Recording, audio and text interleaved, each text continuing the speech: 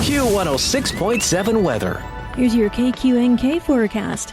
Mainly cloudy skies expected today with highs around 79. Northeasterly winds 5 to 10 miles per hour.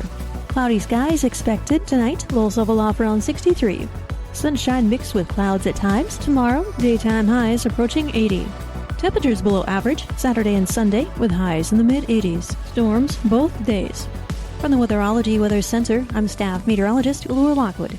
Currently 60. You're listening to the Kansas Information Network. Hi, I'm Felicia Rolfe. Here are today's headlines from 12 News. The state of Kansas says it will not comply with the demand from the USDA to release personal information for those who receive SNAP benefits. The state says it would threaten sensitive personal information for thousands of Kansans.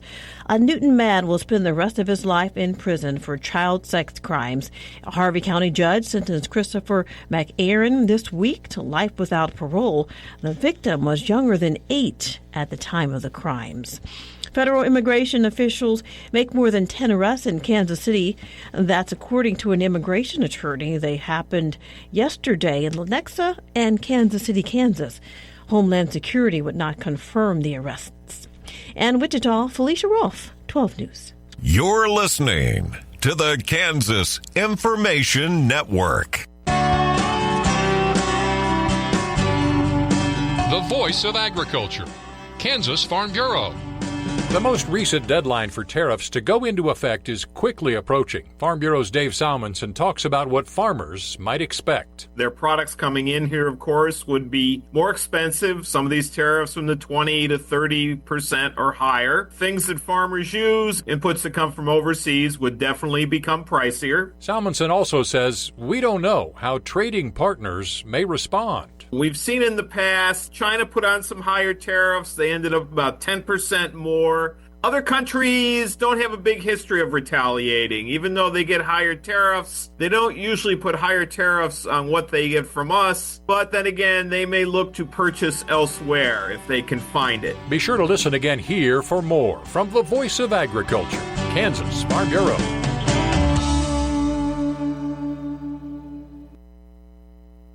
Good morning, I'm Natalie Hadley with your KQNK News. Brought to you by Firebolt Ag, LLC, serving all of your chemical and fertilizer needs. On Wednesday, U.S. Senator Jerry Moran of Kansas, the chairman of the Senate Committee on Veterans Affairs, led the committee in passing 24 pieces of legislation to improve the lives of veterans, caregivers, and survivors across the country. These bills include several of Senator Moran's top legislative priorities for veterans, including the Veterans Access Act, the Veterans Compensation Cost of Living Adjustment Act, and the Hope for Heroes Act. Senator Moran said the pieces of legislation that have now passed out of the Senate Committee on Veterans Affairs are crucial to the success of the Department of Veterans Affairs in carrying out its mission to support our nation's veterans, their families, and survivors. He said he's grateful to all of the sponsors of these bills for their work on these proposals, and he's pleased that they were able to reach a bipartisan agreement to advance them to the full Senate. The Access Act will empower veterans with greater flexibility and control over when, where, and how to use the VA health care benefits they have earned through their service. And it will also provide life-saving support for veterans struggling with mental health conditions and addiction who have faced barriers to accessing the timely, quality care they need. Moran said advancing the Access Act is a crucial step forward for veterans everywhere, and he looks forward to being passed on the Senate floor and signed into law as soon as possible.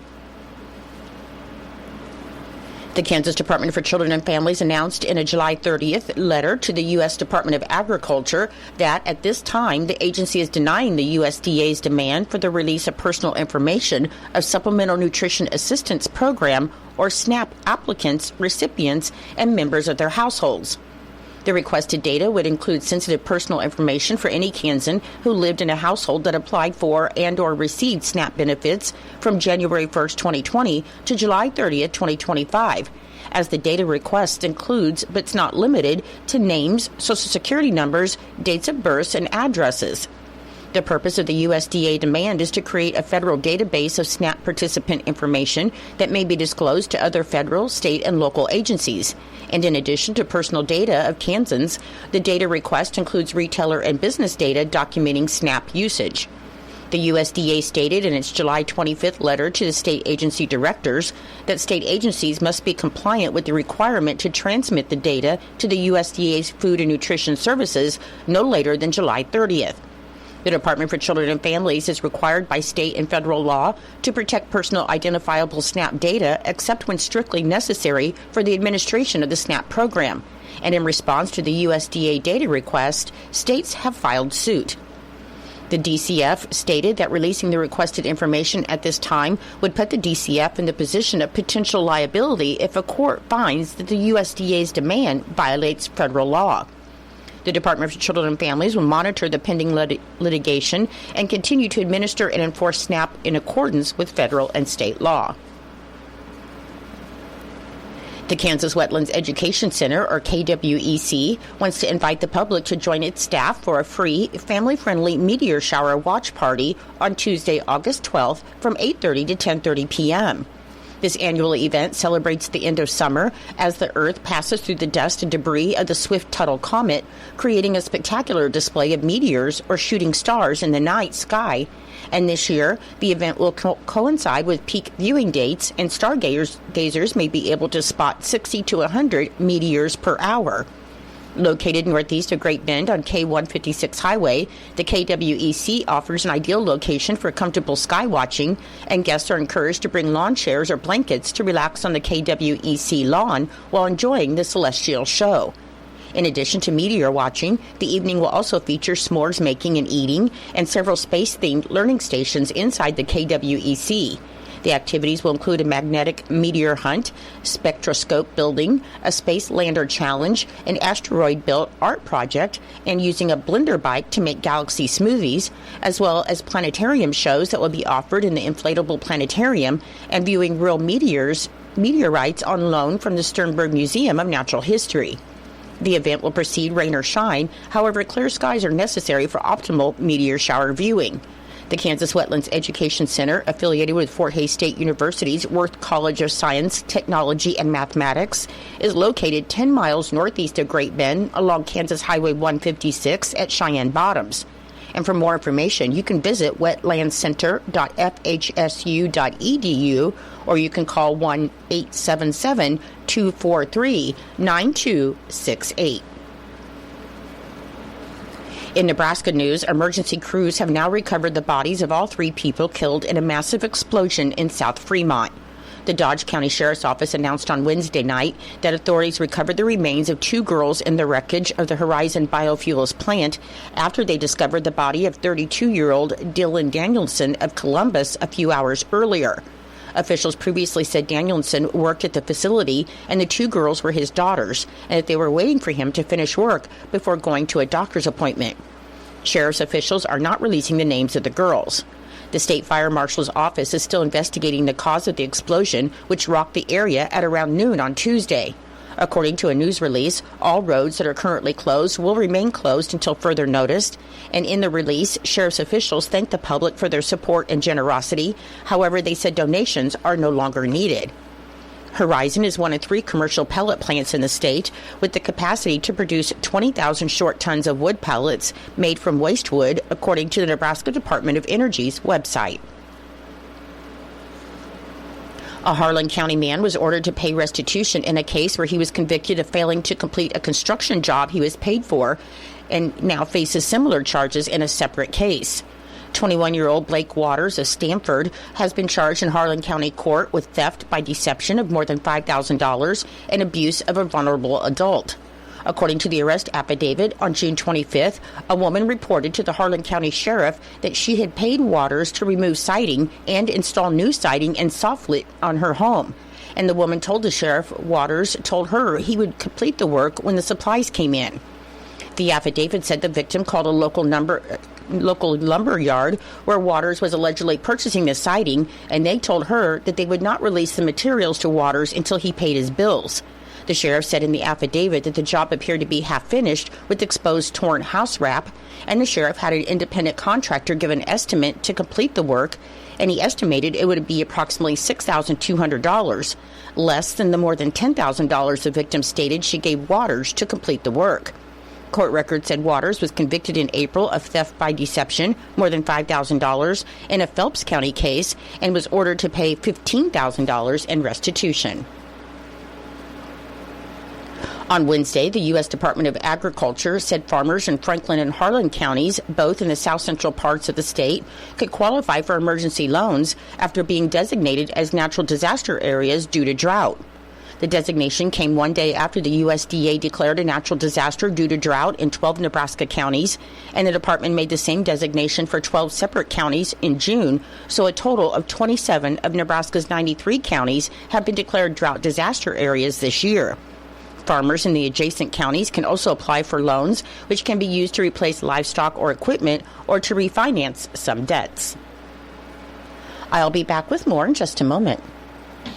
Firebolt Ag is a full-service fertilizer and chemical retailer. They customize products for individual farmers' needs, with the primary focus being customer profitability. Let Josh and Jack help you get the most out of your farm ground. They also provide in-house marketing with Ron Wall of Flatwater Solutions. Visit Ron in Phillipsburg or call Josh at 785-854-8484 or Jack at 308-840-2819. Firebolt Ag, your leader in agriculture. The U.S. Small Business Administration, or SBA, announced the availability of low-interest federal disaster loans to small businesses and private nonprofit organizations in Kansas to offset economic losses caused by drought beginning May 20th. The declaration covers Kansas counties of Decatur, Graham, Norton, Phillips, Rawlins, Sheridan, and Thomas, as well as the Nebraska counties of Furnace, Harlan, and Red Willow. Under the declaration, the SBA's Economic Injury Disaster Loan, or EIDL program, is available to small businesses, small agricultural cooperatives, nurseries, and private nonprofits, including faith-based, with financial losses directly related to the disaster. The SBA is unable to provide disaster loans to agricultural producers, farmers, or ranchers, except for small aquaculture enterprises. EIDLs are available for working capital needs caused by the disaster and are available even if the business or private nonprofit did not suffer any physical damage. The loans may be used to pay fixed debts, payroll, accounts payable, and other bills that were not paid due to the disaster. The loan amount can be up to $2 million with interest rates as low as 4% for businesses and 3.625% for private nonprofits, with terms of up to 30 years. Interest does not accrue and payments are not due until 12 months after the date of the first loan disbursement, and the SBA sets loan amounts and terms based on each applicant's financial condition. To apply online, you can visit sba.gov/disaster, and applicants can also call the SBA's Customer Service Center at 800-659-2955 or email disastercustomerservice@sba.gov. For more information on SBA disaster assistance. Completed loan applications must be submitted to the SBA no later than March 16th of 2026, and to learn more, you can visit sba.gov. In November of 2023, the Colby Community College Board of Trustees approved the Colby Commitment Scholarship to increase access to higher education for area high school students who qualify for free and reduced price lunches. And in just 3 semesters, the scholarship has covered tuition, fees, and books for 598 juniors and seniors across Colby Community College's 14-county service area, where students have completed 6,082 credit hours. The scholarship is available during the fall 2025 semester, and eligible students who attend high schools in Cheyenne, Decatur, Gove, Graham, Logan, Norton, Phillips, Rawlins, Rooks, Sheridan, Sherman, Thomas, Trego, and Wallace counties qualify. Students must meet the Kansas State Department of Education income guidelines to qualify for free or reduced price meals, and additionally, all juniors and seniors from public, private, or homeschool programs in Thomas County also qualify. Students outside Thomas County who do not qualify for free or reduced lunches can still enroll in courses for a fee per credit hour, which includes tuition, fees, and books. For more information, students are encouraged to speak with their high school guidance counselor. Visit colbycc.edu/commitment or contact the registrar's office at 785-460-5509. Work began on a resurfacing project on a portion of US 24 in Thomas County, and according to the Kansas Department of Transportation, the project work involves milling and overlay on 8.5 miles of the highway, starting at the east city limits of Colby and ending just east of the US 83 intersection. Traffic will be reduced to one lane through the areas where the crews are actively working and directed by flaggers in a pilot car, so motorists should plan for delays of up to 15 minutes or less during the daylight hours. The project work is expected to be completed in mid-September, conditions permitting. Roger Shear passed away on July 17th at the Logan Manor in Logan, Kansas at the age of 83. A memorial service celebrating Roger's life will be held tomorrow, Friday, August 1st at 10 a.m. at the Almena Community Building in Almena, with Ashton Gebhardt officiating. Interment will follow at the Mount Hope Cemetery in Almena. Memorial contributions may be made to the Logan Manor or Northern Valley Schools. Olive Bovey Memorial Chapel of Phillipsburg is in charge of the arrangements, and online condolences can be left at olivebovey.com. Norton resident Jeanine Lucian passed away on July 27th at the Good Samaritan Hospital in Kearney, Nebraska at the age of 70. A memorial service will be held today, Thursday, July 31st at 11 a.m. at the Church of God in Norton, and memorial contributions may be made to the Church of God. Olive Bovey Memorial Chapel in Phillipsburg is in charge of the arrangements, and online condolences can be left at olivebovey.com. I'm Natalie Hadley. Your KQNK News was brought to you by Firebolt Ag, LLC, farmers helping farmers to succeed. You can contact Firebolt Ag today to get the most out of your farmland. Your KQNK weather forecast is being brought to you by Hinkle Termite and Pest Control, your Norton experts for all of your pest control needs. Your forecast for today, it should be partly sunny with the high near 80 and a northeast wind of 5 to 10 miles per hour. For tonight, it should be mostly cloudy with a low around 64 and an east wind of 5 to 10 miles per hour. On Friday, it should be partly sunny with a high near 80 and a southeast wind of 5 to 15 miles per hour. And on Friday night, there's a 30% chance of showers and thunderstorms after 1 a.m. Otherwise, it should be mostly cloudy with a low around 62. I'll be back with the rest of your forecast in just a moment. When you've got bugs, we know what a nuisance that can be. Lock 'em out. From Hinkle Termite and Pest Control, Lock 'em Out is our very effective residential insect prevention program. We'll come to your place and treat your foundation plus all insect entryways. And while we're there, receive a free termite inspection. Call Mr. Rich Wenzel, our certified technician in Norton, at 785-202-0167. That's 202-0167. Continuing with your forecast, on Saturday, there's a slight chance of showers and thunderstorms before 10 a.m., and then a slight chance of showers between 10 a.m. and 1 p.m., and it should be partly sunny on Saturday with a high near 84. On Sunday, there's a 40% chance of showers and thunderstorms, mainly before 1 p.m., should be partly sunny with a high near 83. On Monday, it should be mostly sunny with a high near 85. On Tuesday, sunny with a high near 90. And on Wednesday, it should be sunny with a high near 95. Currently, with fog and mist conditions, it is 65 degrees. The humidity is 93%. The wind speed is calm. The barometric pressure is 30.27, and the dew point is 64 degrees. Your weather was brought to you by Hinkle Termite and Pest Control right here in Norton. You can call Hinkle Termite and Pest Control at 785-202-0167 for all of your pest control needs. It is 8:23. It's time for Kansas Sports, brought to you by United Northwest Federal Credit Union, where everything they do for you. Save more, earn more with the Easy Saver account at the United Northwest Federal Credit Union. Enrollment in this program automatically rounds up the amount of all debit card and share draft purchases made from your checking account to the next whole dollar and deposits into the Easy Saver savings account. Not only will this account help you save, but it also earns 2.01% APY monthly. Special terms and conditions apply. Come in today and open your Easy Saver account at the United Northwest Federal Credit Union, where everything we do for you. NCUA insured.